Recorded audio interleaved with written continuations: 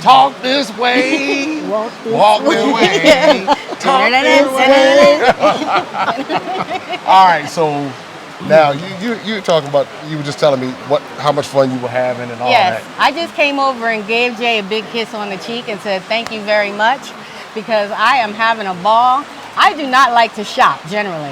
Uh-oh. I have not stopped shopping. It started raining, I don't know how long ago, but I made it over a little bit when the rain started. I've been in that shop at least a half hour, 45 minutes, and I am coming and finding out that I could possibly spend my American money, and it might be happening because when I look at these items, they are gorgeous.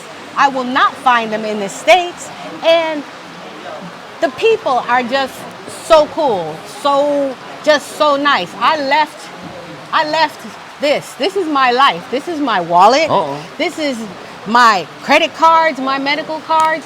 I had purchased stuff at one of the stops that we were at. I left this there. I was on the bus. Sister came on the bus. Here you are, you left this. I said, thank you very much. So that's been your experience. What about you? I just want to say, yep, I debated about coming on this trip. I travel a lot, but this was the most expensive that I've paid. And I wasn't going to come, not for financial reasons, but just because I wasn't so secure about coming to Africa without knowing someone. But because I had bought products prior from Freddie and his company, I knew that he could be trusted. So I wanted to experience Africa. I've been dreaming of it all my life. And my daughter convinced me, Mom, just go. I'm so glad she did. From the time I have stepped foot on this land, my heart has opened. It is like coming back home. It is not a 4-star experience. This is a lifetime experience that we are experiencing here. I tell him every day that I see him, thank you. I thought yesterday was good, but you done went to another level. He is treating us so well, taking care of us. The tour guys are making sure we are safe. That dollar amount we spent to get here is nothing. I don't want you to raise the price, but it's worth more. And the people that we have met on this trip have become family. They have seriously become family. We are like, hey, as we have seen, like when we were at the cocoa factory and they were doing the kente weaving and they showed one of the kids how to do the weaving, and then they had the second child come over and his brother went to sit down and the gentleman said, no, you teach your brother how to do this. And we are absorbing that and saying, hey, what do you do? I can show you how to do this. You can show me how to do that. So this is something that is completely impacting us. Right. And I also have to say one more thing. When I first looked, I booked a trip with my mother in February. I started looking at other trips to Ghana. I was saying, ooh, I have no clue of prices. This seems sort of up there. Every other Ghana trip was, first of all, white oriented, talking about yoga, or the pictures that they showed, it's looking like, I saw pictures of one and it's looking like this decrepit old man just looking beat down. And I'm saying, that's not what I'm looking for. This is homecoming. This is showing you, this is saying, okay, how many years is it going to be before I move to Ghana? That's what this is showing me. This is our experience that we are experiencing here. And we are not just getting to know each other on a professional level of what we all do, but we're connecting as ancestors together. We're reliving the steps that our ancestors took. And if one needs some CDs and the other one don't have it, we're sharing money. We're sharing food. We're sharing everything together, just as our ancestors were. Exactly. This is it's amazing. I don't know how it could be any better, but wake up tomorrow, I would tell you it's better.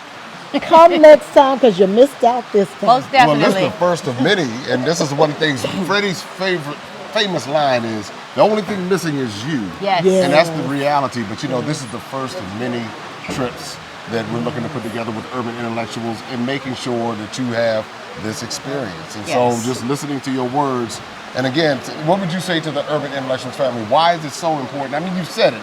in so many different ways. But just for that person who may be on the fence, just trying to figure out, what about, I don't know, I'm thinking about it. What would Honey, you say the to them? food is fine. The food is delicious. The service, it can't be any better. There is no reason for you not to come. Anything that you put up as a roadblock is not a roadblock. Remove it out your mind. The one thing Jay told us is to leave America in America. That has been the best advice that he could have given us. Just open yourself up and have a good time. I'm already booked for next year in Cairo. Come on. Go ahead. Open up your eyes and see all the fun and mystery. Take an African adventure with Darren and Destiny. From the mountains to the shore, so many things to explore. Take an African adventure with Darren and Destiny.